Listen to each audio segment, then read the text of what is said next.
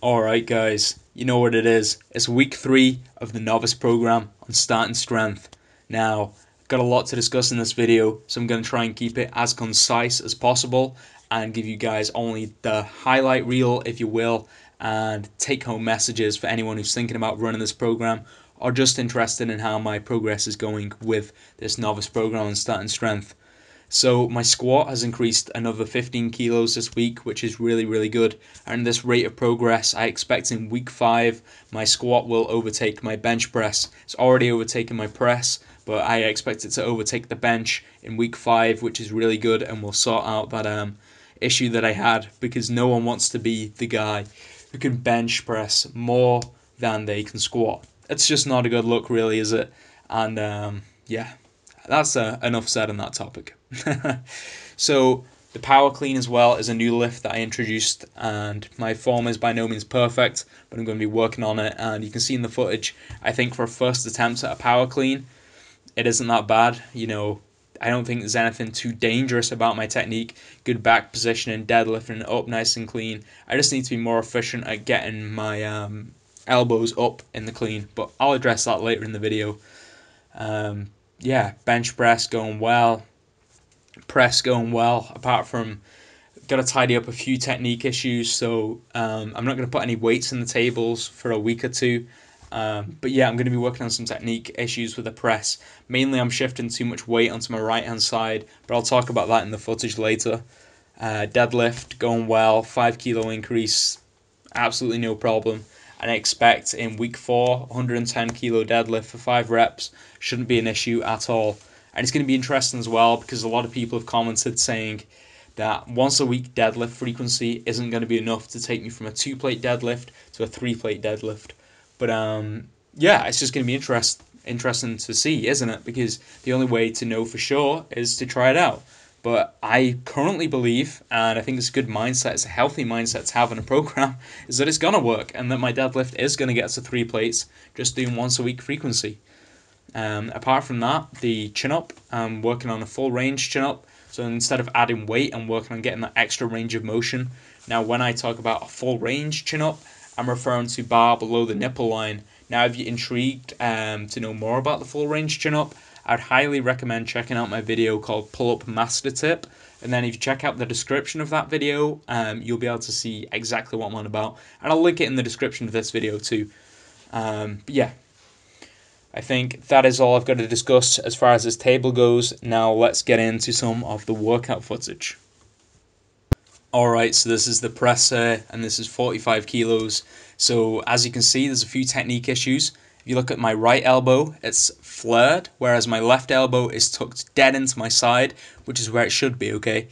So that's the first issue that you can see, but although it cuts off slightly with this camera angle, I'm not locking out fully with my right hand side. So when you're supposed to shrug up at the top, my left side is shrugging up perfectly fine. With my right side, I'm not quite doing it properly, okay? So this is why I need to cue myself and reinforce the correct motor program for me to shrug up correctly and have the elbow tucked in.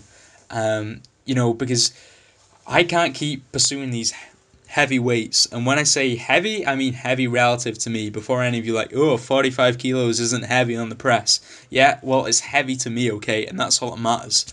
So yeah, as you can see, that's what I'm going to be doing. Because when you try and cue yourself with an extremely heavy weight that's your work set, it doesn't go well. Okay? So, yeah. I'm not going to be putting anything on the table because I don't want to put pressure on myself in terms of numbers and, oh, Sam did that last week, so he's got to do this week. I'm just taking it back for a week or two, and then I'll start uploading some press footage again, okay? But as you can see here, deadlift looking good, I think. Looking probably a bit more explosive than last time. And not hyperextending, good back position, chin tucks, neutral spine. And yeah, it felt pretty good, to be honest. And 110 kilos next week, I have no doubt about it. But as I say, it will be interesting to see if just this once a week frequency of the deadlift, as outlined in the program, is enough to take my deadlift from 2 plates to 3 plates. So it's going to be very interesting to see. Only time will tell. But yeah. Also, I'm going to try and work on getting that horizontal camera angle for this. I will be working on it. I because full screen just looks a lot better, but we'll see.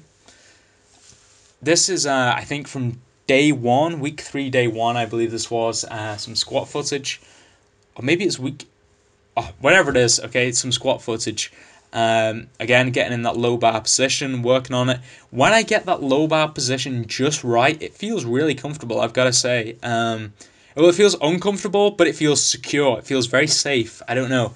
It's I like it. I like it when I get the position right on my back. It feels pretty good. But as you can see, using way too much hip drive at the moment. That is a ridiculous amount of hip drive.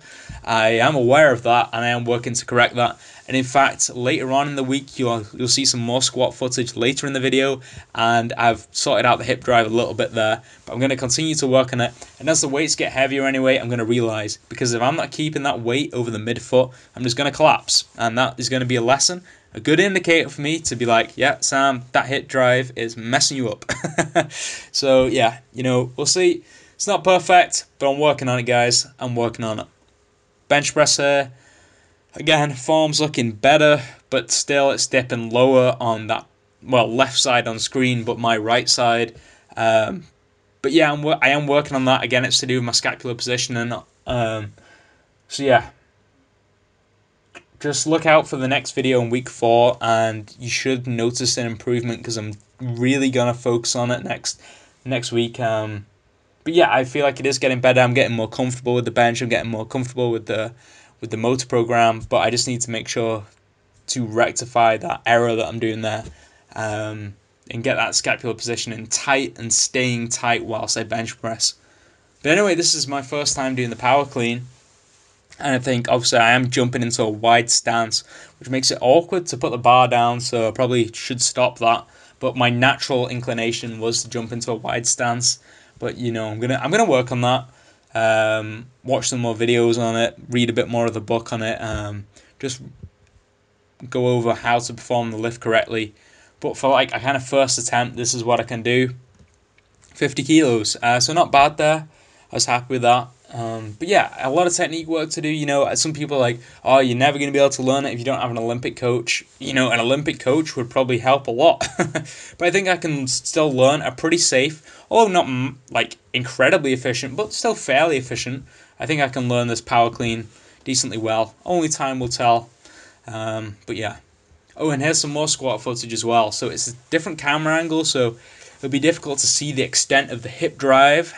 But I think it definitely is looking a lot better. But in next week, I'll try and show a better angle so you can see exactly what's going on and see if I'm keeping that bar more over the midfoot.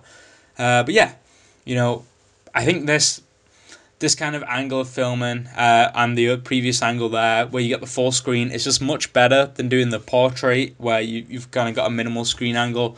I think it looks much better anyway. Yeah, I'm going to be playing around with the editing of these videos.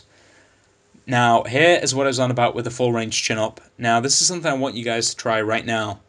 Imagine you're doing a chin-up, just getting your chin over the bar, okay? Just where you sat down, you can do it sat down. Just imagine you've just done the range of motion of a chin-up. Feel the contraction in your back and your biceps. Okay, it feels alright. You can definitely feel a contraction there. But then imagine pulling that bar, still stay tight, pull that bar down below the nipple line. And then you should be able to feel, or at least I do, a far superior contraction in the muscles of the back and the biceps by doing that. That's why I'm working on this full range chin up. I believe it's going to lead to better back development, better bicep development in the long run. Okay, but yeah, as I said, refer to my pull-up master tip video for more information on that. But I hope you guys found this video informative. Any constructive feedback, please leave it down below. Any comments, you'd like to discuss anything, let me know. But yeah, hope you guys enjoyed the video, and I'll see you all in week 4.